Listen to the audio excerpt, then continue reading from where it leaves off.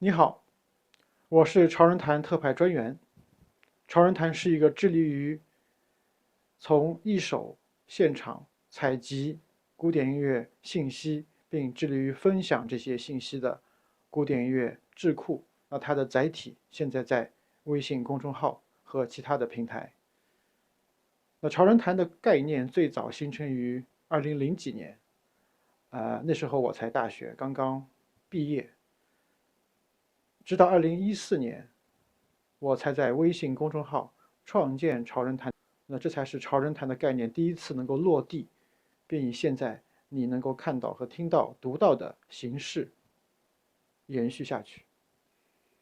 那如今超人谈借助于微信公众号、视频号、微博、哔哩哔哩、知乎，还有境外的 Facebook、Twitter、YouTube 等等，分享我们从国内和国外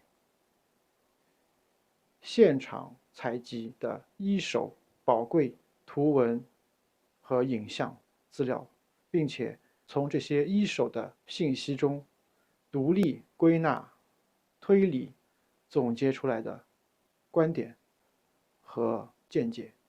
从2005年我第一次出国，远赴英国伦敦参加 Gramophone 留声机杂志当年10月份在海德公园附近的 Dorchester 酒店举行的颁奖典礼以来，我已经有幸游历了全球36个国家和地区的不下50多个音乐节，以及更多的重要的音乐会、歌剧首演，其中包括萨尔兹堡音乐节、法国的 Aix-en-Provence 普罗旺斯音乐节、芬兰的 Savonlinna 歌剧节。指挥家 Kirill Petrenko 上任柏林爱乐乐团的第一场在柏林爱乐大厅的就任音乐会。从这些广泛游历于世界各地的采访和采集信息中，我获得一手信息，掌握准确的信源，并且用符合当下意识形态的语汇，把台前幕后不为人知的故事分享给超人谈的读者。希望此刻正在观看这个视频的您，能够持续的关注、支持和分享超人谈所传递出的带有温度，并且带有独立观点和中立立场的和音乐及音乐家有关的故事。欢迎在超人谈的微信公众号下点赞、点击赞赏，或者购买付费阅读。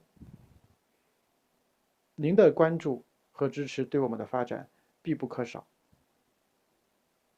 您的每一分投入，不管是时间还是金钱，都会保证我们在中立观点和中立立场上的不懈努力和不懈的坚持。读者永远是超人谈的优先考虑项，希望能够获得您持久的关注和大力的支持。我是超人谈特派专员，谢谢。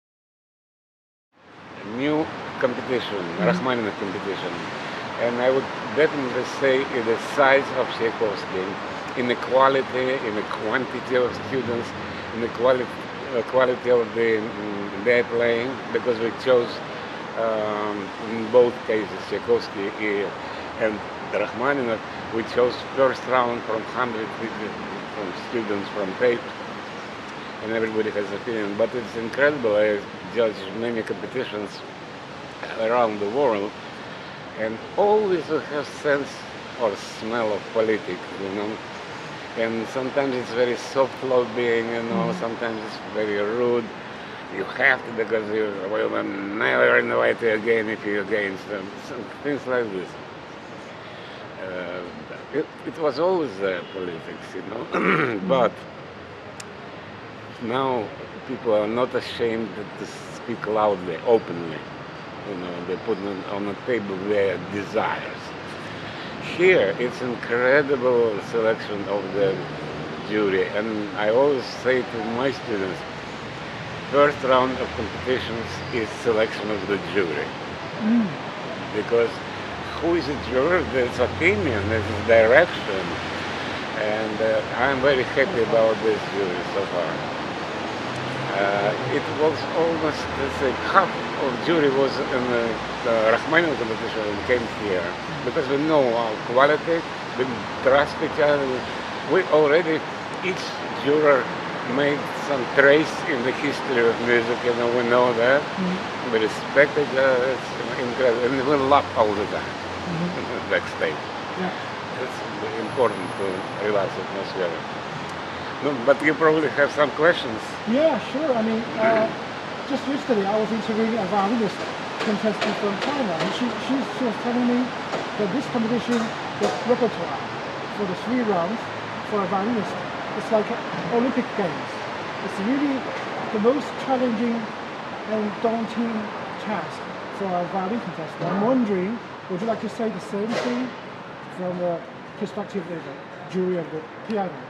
Because I got the impression that the piano repertoire here during this Tchaikovsky competition is a little bit different than the Rachmaninoff competition you just mentioned. Yes, yes, a little bit, yeah. So would you like to elaborate something about, I mean, how difficult is the repertoire for the piano contestant for this competition? Well, it's really difficult, but they still have lots of freedom. Each competition has a little corrections, you know. We wanted to give some freedom of the choice, and at the same time I don't want them to play music school repertoire. We wanted in the top possibility. Technically, everybody is selected well, because we selected 25 out of the 75, something like this. Every contestant, even on the sound round, they will qualify. The big question is something changed in the manner must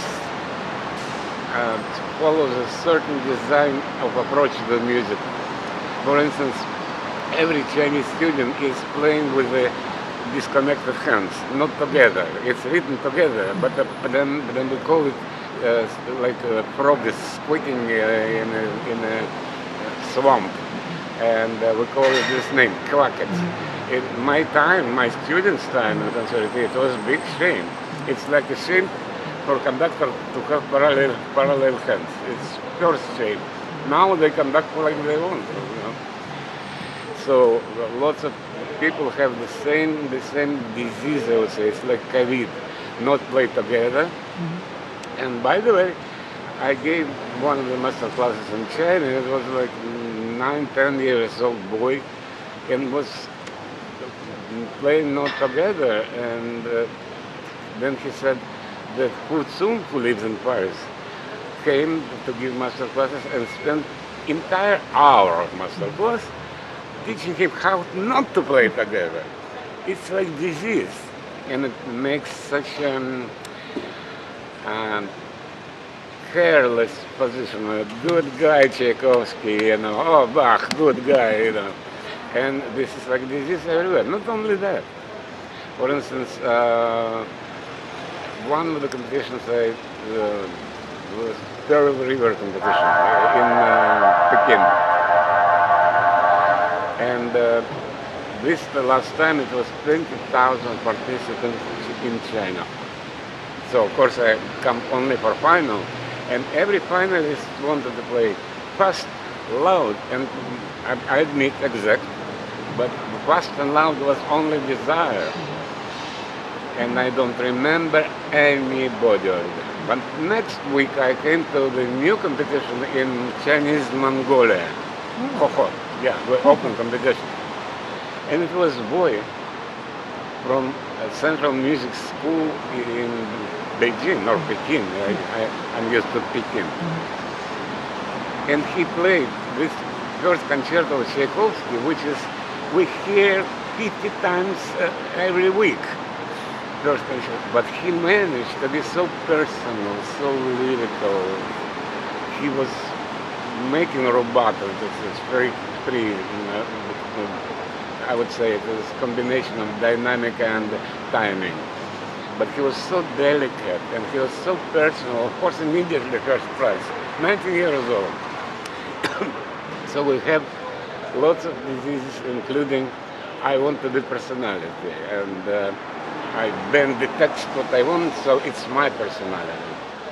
When I was a student, I had an article with a translation from other languages and performing arts. So it was called literature translation and performing approach. So the image is not mine, but I picked it up long ago. Like we have a trench, and on one side of the trench we have author, and the other side of the trench we have performer or translator, interpreter, and they hold each other's hand. If author will pull, performer will fall down, and opposite. If you pull, so what we have in disease, it's like disease, people pull on their side, and they, of course, they show their personality, but it kills the material and it kills the sense of the classic music. Classic music is precious with collecting traditions. Those people like Schoenberg in 20th century, they ruined the tradition to carefully to look in your past. You could add something, but you don't want to destroy the past. He did it. And ask somebody, mere conservative, can you whistle one motif from his whatsoever his creations? Nobody will, because it's absolutely wrong. It's not human. Which blackmailed even Rachmaninoff when he was there. He tried to be more contemporary language, and then he went back immediately. He was scared. Karamanov, great composer who died in Mantis, he used every possible Schoenberg's last language, very, very talented, but he was coming back to the previous language, to the human. The same happened with Olivier Messiaen in France. He was processing with any of the cacophony techniques, aleatory things like this. He used it valiantly, but it was not him. He came back to the language when he was 20. When he was dying, close to them. So something is wrong in trying to find language. In linguistics, we have Ido language and Esperanto language. Yeah? Probably 100 people on the earth speak about this, because if natural language like Latin and antique Greek assimilated in different languages but disappeared, what will we say about absolutely artificial language that will disappear? So in performing, we also have this disease which will disappear and nobody will remember, because you make your hand a la long, it doesn't mean that you're great. You understand? It's all show, and I think, I think it is for many, even Russian students who came there, it still shows. They select Juilliard or they select certain famous conservatories, they select plays, but you have to select pedagogue. You have to select artists who influences you. It's upside down in many cases. And even in this 12 persons we selected for second round, we have these traces of tendencies, but some of them are absolutely honest. And I was so happy. I wouldn't tell you which day. I won't push you. I know it's the competition process, not to comment on it. It was already final, but yeah. I was almost all crying, you could say Wow. Yeah, because I was so happy. So is this person that you mentioned, is he or she in the final? It's he, and he already played final. It's good to know. Yeah, and it is. He was from extremely poor family. They lived with mother in dormitory, and she was cleaning lady to find some money. He didn't have any piano, but my colleagues helped him, found apartment for him, Wow. piano as a gift, and he. I never knew him before. That is so 19 years, touching. 19 years old. Wow, that's genius. Wow. And some others. Sometimes Chinese students were disappointing. For instance, in Rachmaninoff, it was girl who is participating in Tchaikovsky too. Her name is Mao. No, exactly. She's extremely talented. She played Petrushka Stravinsky. This way, we were happy in Rachmaninoff competition. Wow, we already have first prize. But then she didn't show any love to the accompaniment to the vocal. And she tried to do tricks with a simple and honest Ravel concerto. So she got back. Here she has about the same. She starts with a certain music she loves. We have hope. And suddenly she wants to these things, That brings me to an interesting point, because you just said how you judge a pianist or even a contestant from bad, from good, or good, from bad. Like the love for the music and the old tradition of performing with soul, with heart, with just like showy business. So that brings me to the question: that what's your criterion for judging in this competition? No, I definitely wouldn't look the gestures. It just symbolize what I want to say. But I judge in the inner condition. But first of all, if you play composer, you have to show your love. If you don't love, why would you play it? You must love. Or if you don't love, you must know how to make in love. I played lots of music. I was not in love, and I made myself. It's art to make yourself, to find something to love.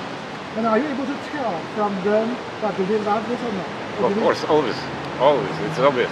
The music has very mystical component. It's not only playing piano. Piano is it's a Rolls Royce, let's say. But what is important? Passenger. Passenger is important. It's my old saying. Well, horse racing, right? Yeah. It's the rider and the horse. Yeah, but Not surprised.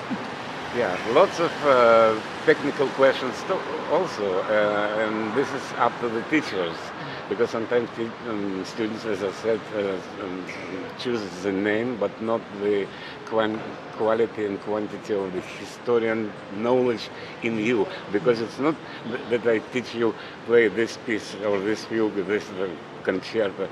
I teach you how to think for the next one, for all your life. That's what a real professor should do.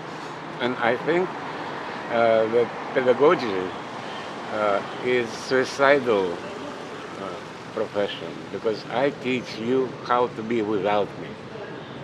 That's important, how you think, to form your personality, to carry it until you die. That's more important. It's a sacred thing for me, It's like, I say, if you play something, let's say 15 minutes, and 1,500 in the hall, and you say nothing, so multiply 150, 1,500 people on 15 minutes. So how many human lives you killed in these 15 minutes? They will never get it back. This time is gone, time of their life. This is responsibility. If they spend these 15 minutes with you, you have to say something, you give something. Understand? But this is more coming into the philosophy of the art. It must change, make you better, make you more sensitive. It can be included in your personal life, like my life. It's totally included in this approach.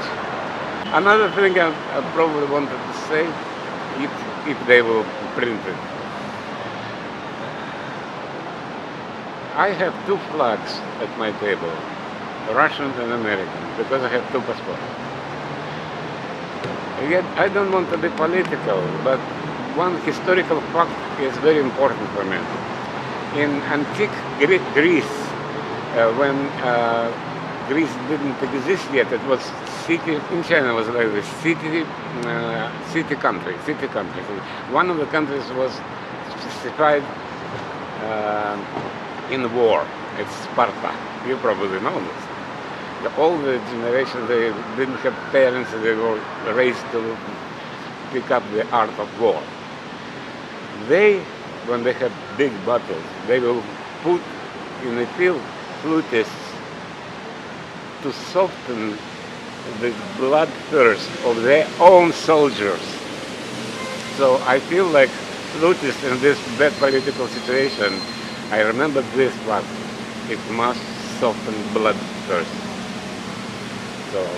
So I'm very proud to be with the two flags. But as a Russian by birth and an American by choice, did you have to debate whether you are able to, when you made your mind to come here, do you have to, is that process of debate, wrestle with your ideas, struggling with your ideas, I want to come, I don't want to come, and then there's a moment that you made your mind. Is there a process of this? No, first of all, you have to have my reasons. I could leave Russia much earlier because some section of KGB which was supervising arts. The passport was revoked.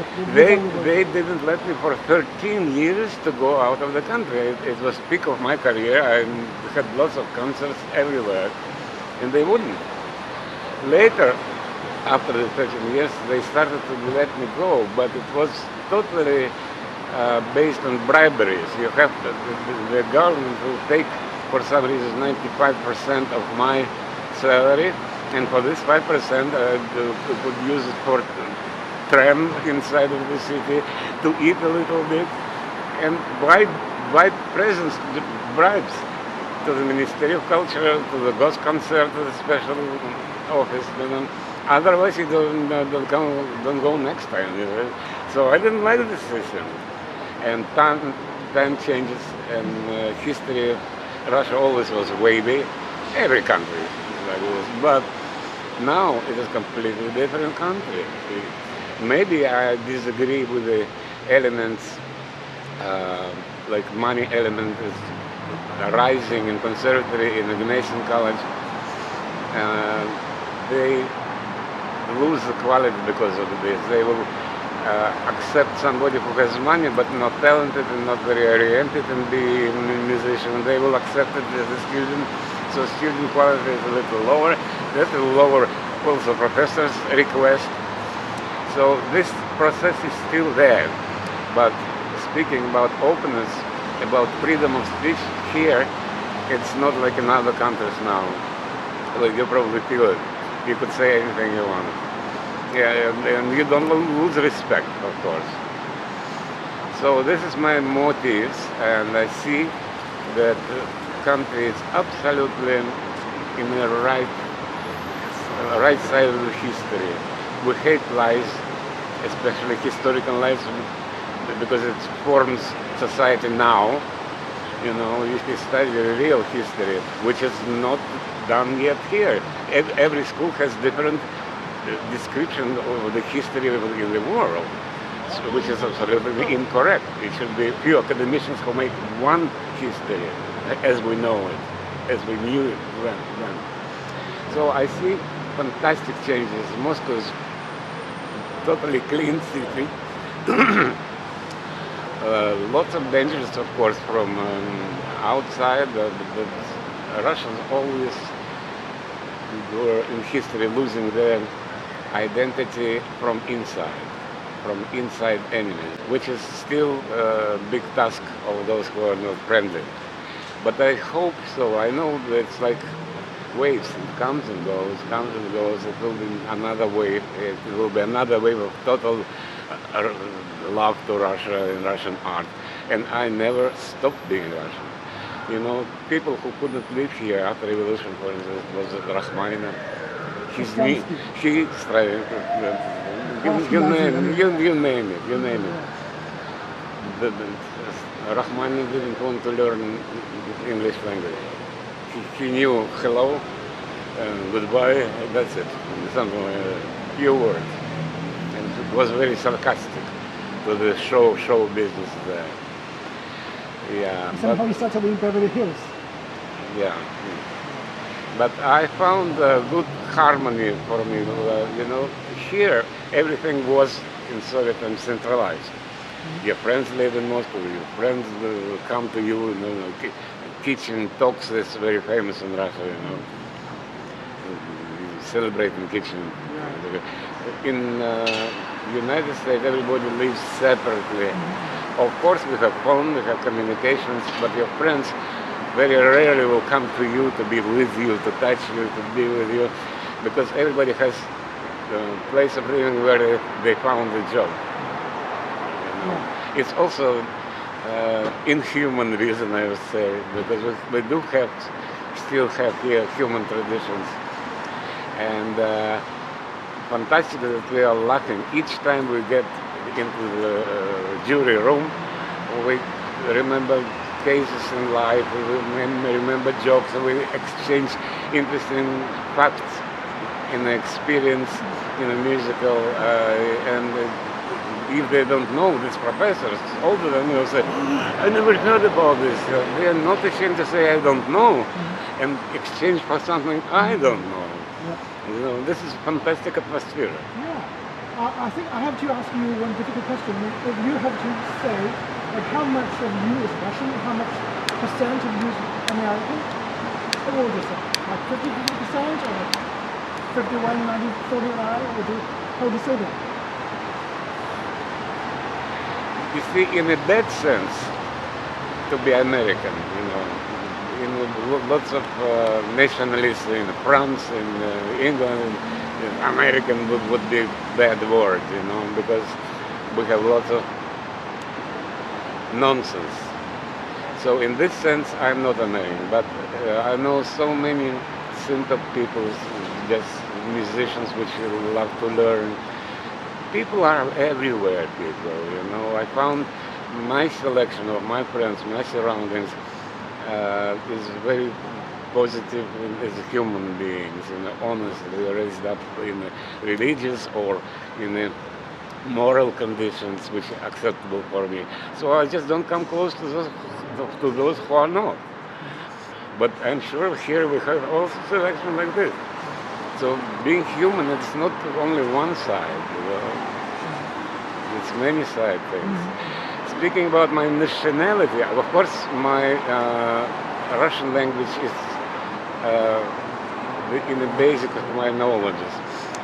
I would tell you, the difference in mentality is enormous because we have different type of languages. Russian language has flexions, the ending of the words, and it confirms the place in the phrase and sense. And other languages, they're analytical. Depends on where word in the phrase is placed. For instance, father kisses the son. If I change father son, son kisses father. So who is kissing whom?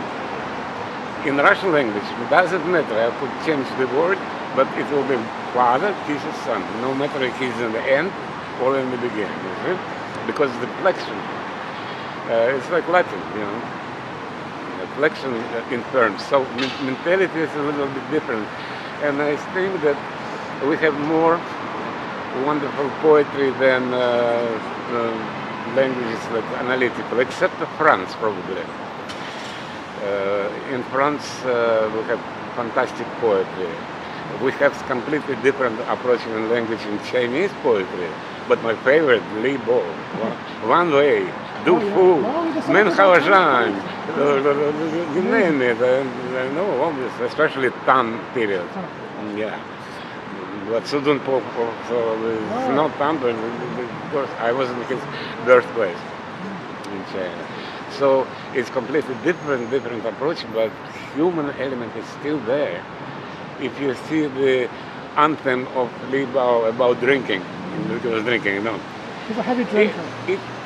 It's translated in Russian. It's so funny. It is so charming, It's so not indulgent, laughing at himself, It's all humans. It's completely different language, but he managed to put human essence and give it to me in any translation. See? It's amazing. Yeah. Amazing. What was speaking about names in China, it really surprises me. Nobody knows Sima Qian, the historian. He was making a parallel description of the Tsars, we could say, the Dans in this period. Van was the name of the dog. Yeah? He would take this king and make comparative description. They did it in Rome, also comparative description of the senators and things like this. So nobody knows, but some people know, very, very rarely. I think it should be raised up because this is history which you cannot create artificially. It's real history. Yeah.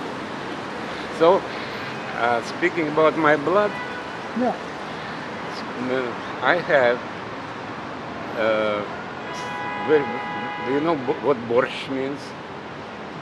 So I have borscht in blood. I have so many nationalities.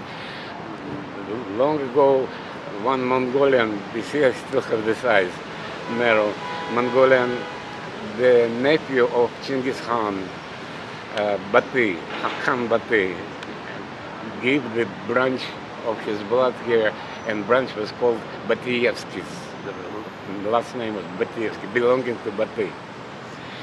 One other branch goes to my grandma, who was totally gypsy. She hardly could read, and she doesn't know how to use fork. But she was such a beautiful girl.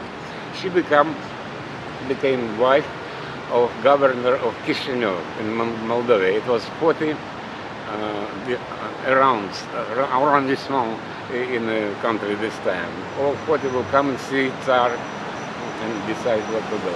But she was so beautiful. So I understand this guy whose name was Batievsky also.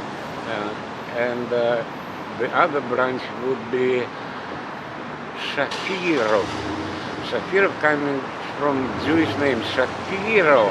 And during the Peter the Great time, he came to serve him as a clever man. He was like Talleyrand in the period of Napoleon. He was right there. And we have books about him like this. So it's one of the branches. I have even the saint, Russian saint Makarios in the 11th century. It's total degradation from saint to me. Maybe my grandfather, mother's line was Polish, Tchaikovsky. So mix is enormous. Of course, Russian, but I have French name Viardo, and it should have T in the end. Exactly. It's not a typical Russian name. Pauline Viardo was friend of Turgenev, this writer, who spent a lot of years living with her and her husband Viardo. A Russian passport woman would not know that T is not pronounceable, but it still would be there, Viardo T. But she wouldn't know these rules, and she just finishes with O. Yeah, it is a pretty good name.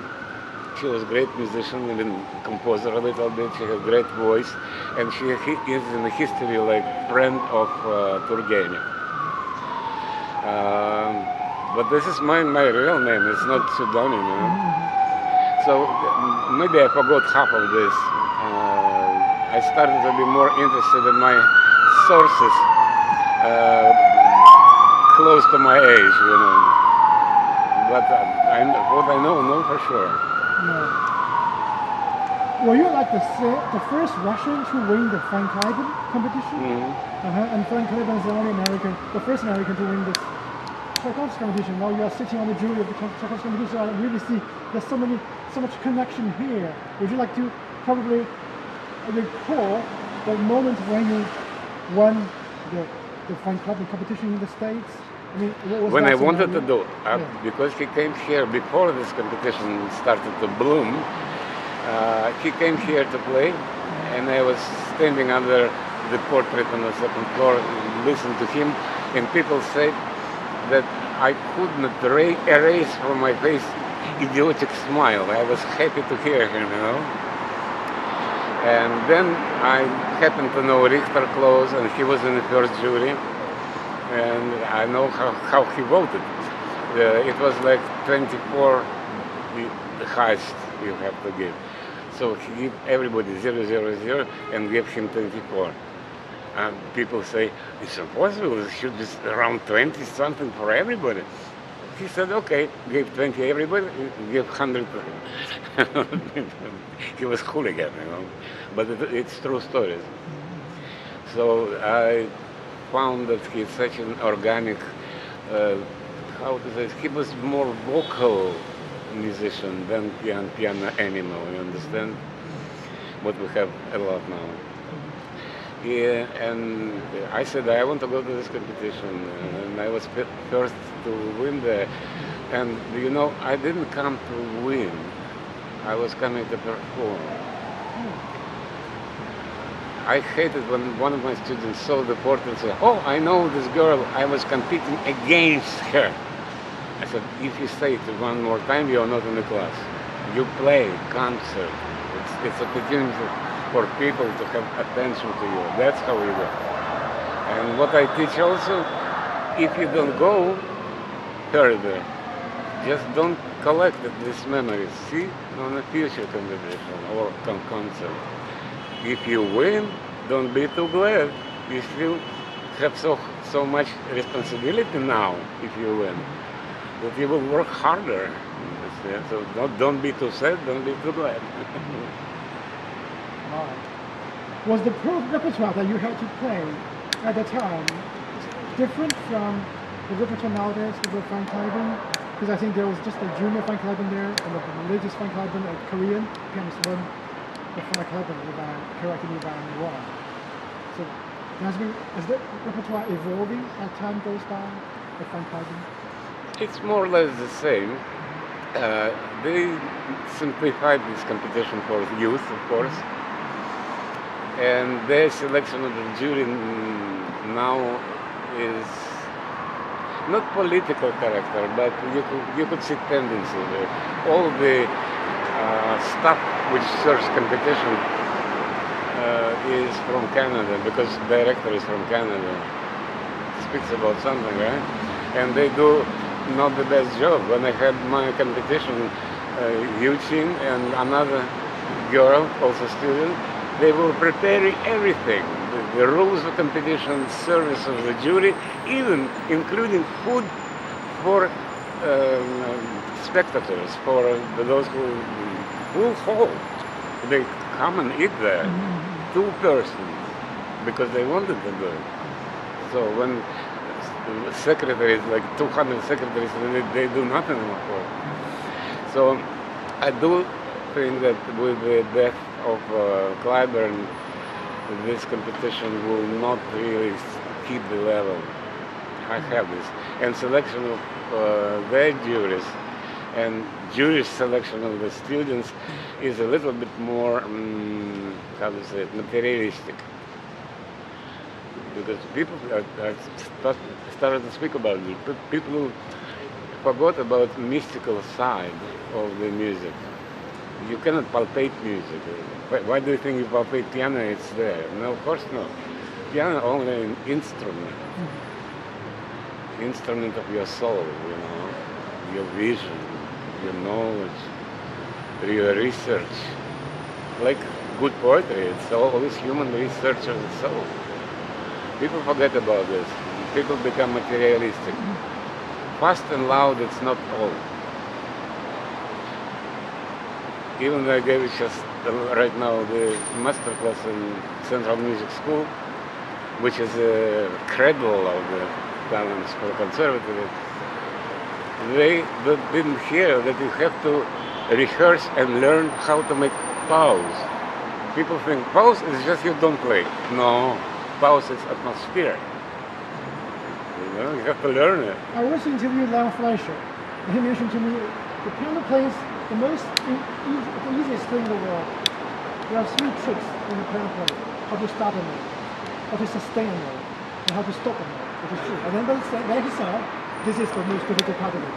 Because I know there are tricks, but you have to make all the difference, all the nuances with those tricks. I think he got it point very clever. Yeah, but I don't think that piano playing has anything to do with music. Music is what you feel.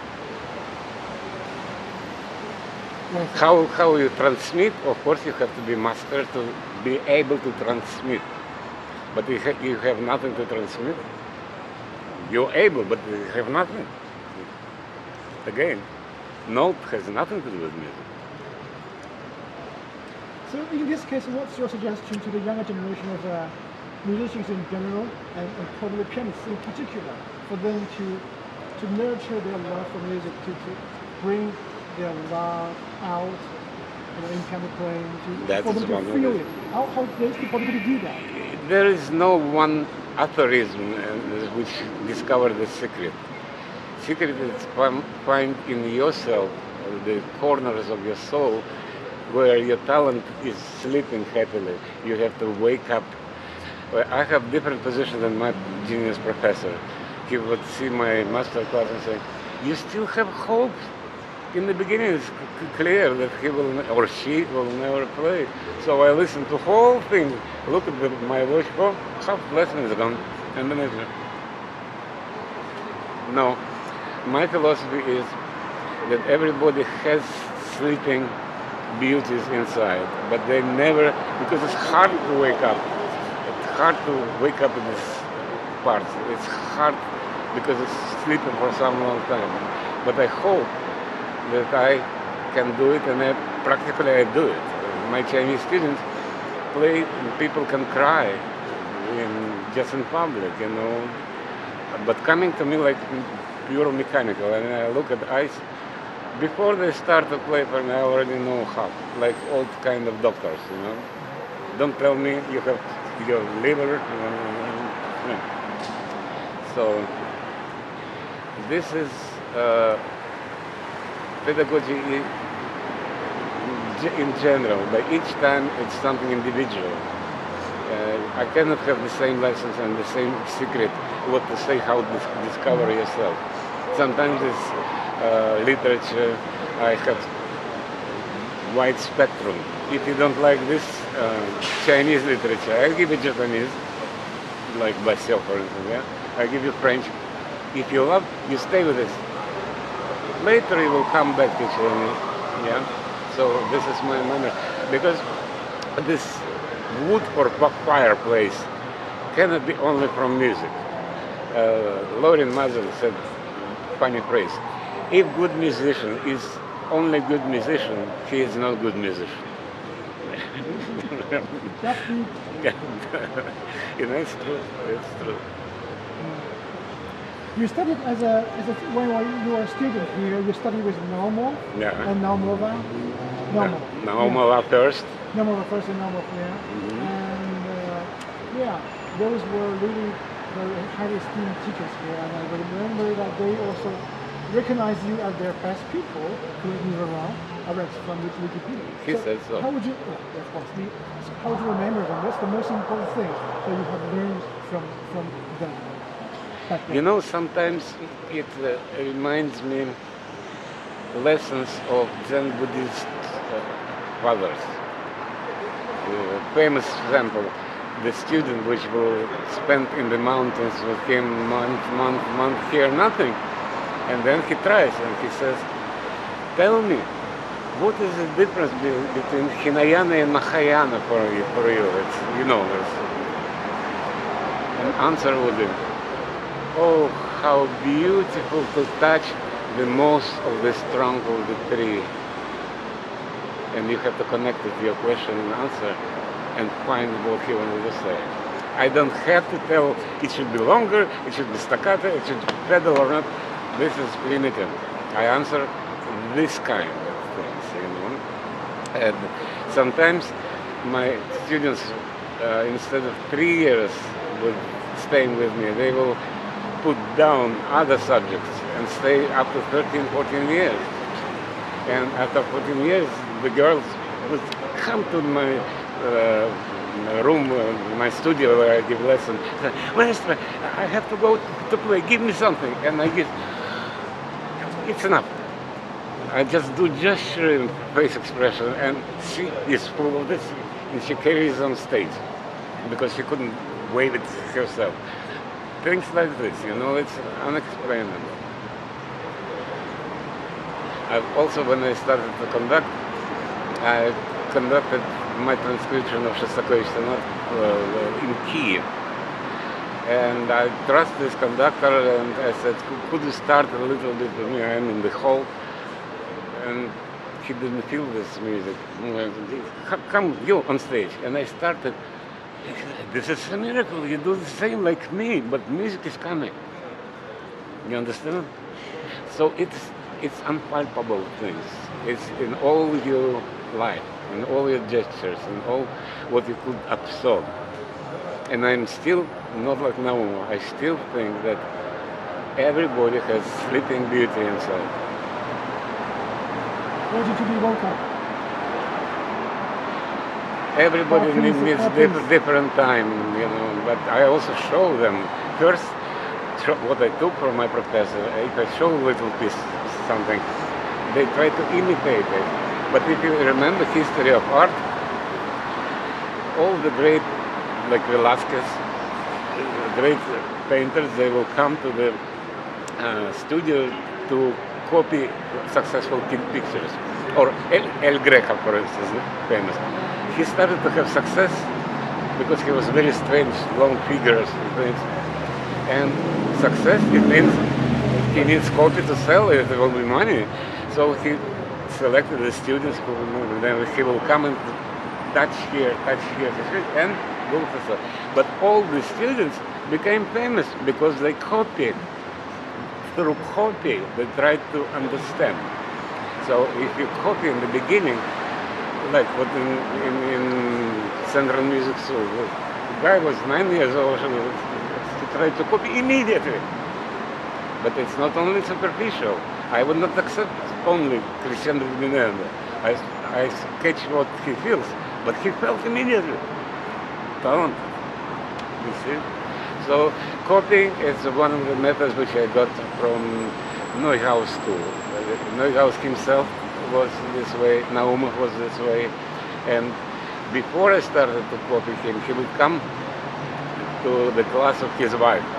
I was with her in Gnesin, and she would say, "You're absolutely like Leva means absolutely the same gestures, things," and it really matches. Yes, I don't know, it's from God, but it matches. And I remember foreigners would come to listen to lesson with me.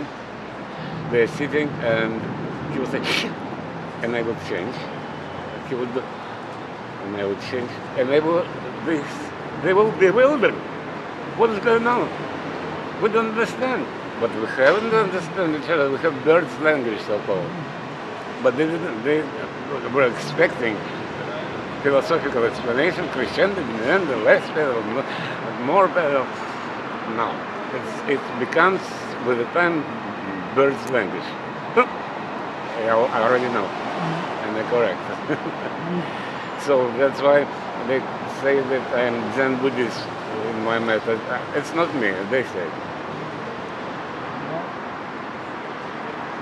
Well, the last question is, so it must be really difficult because I'm writing a story for Music America in 3 days, and I've just filed my first story. I sent a copy to Lily, so she got a copy, and I quoted some perspectives from Washington, who was really against the war in general terms, and also Mr. Justus Franz, the German jury member. He says that everybody woke up by playing Bach in the morning. Is a role model for the rest of the world to learn, which is really the point. So you just mentioned that the Greek city country thing to me. I really appreciate that. But in case, there are many people boycotting this competition. And in that country is sanctioning this country. So that really makes this competition, this very different, very difficult. So what is your message to those people out there boycotting this competition, sanctioning this country? What's your message to them? I don't think it's only competition. You see the history of Russian artists which working abroad. They were afraid to be pushed out, like Gergiev, for instance, But I think this is a question of morals. Again, it's money, not because ideologically they're against Russia. They want to preserve the money. They don't want to lose their contracts, and it happens. But this is disease, anti-Russian mood everywhere is disease. You know why? Because they need our resource. We have only 140 million people compared to China and to India. Of course, they don't think it is correct for such a small group of people to have all this resource. And they exhausted their resource. They punish themselves. So it's the only solution to be anti-Russian right now. It will go. It will go. It will disappear, believe me. All history is like this. For message for this who prefer not to come, I know very dirty things. I think they lost the best audience here because people know that this is immoral what they do. If you disagree with something, go to the top. Kremlin is right here. Go and speak. Change it from inside. It was Bart playing guitar and singing a song. Vysotsky, very famous. It's a little bit prisoner's lyrics, but he had French wife, and somebody wanted to initiate his answers to political questions. And he said, I know that my country has problems, but I'm not going to discuss it with you. That's a good answer. Well said. Thank you, sir.